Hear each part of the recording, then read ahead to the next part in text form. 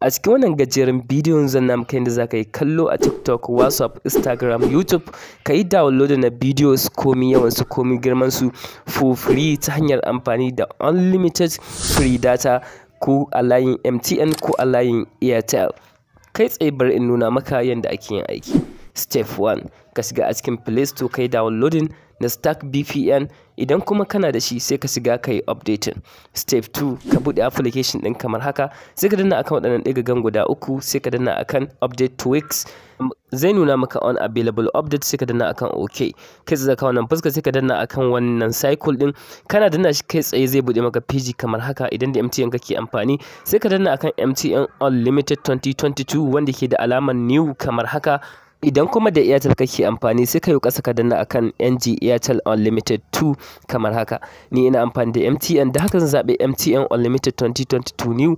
Kai tsaye ka maka wannan page kamar haka, sai ka danna akan wannan jan icon ɗin mai kamar na fawa. Kana danna shi zai fara yin connecting, daga nan zai nuna maka connected kamar haka. Bayan ya nuna maka connected, to congratulations, yanzu za ka iya kallo a YouTube, Facebook, TikTok, Instagram absolutely for free.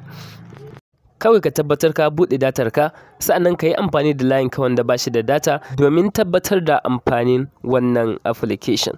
Wannan application din na yi downloading na videos ban san adadi ba ta shi ta hanyar wannan free unlimited data din wanda za ka yi kallo har iya san ranka sai lokacin da ka gaji, sa'annan ka fito ka ajiye wayarka.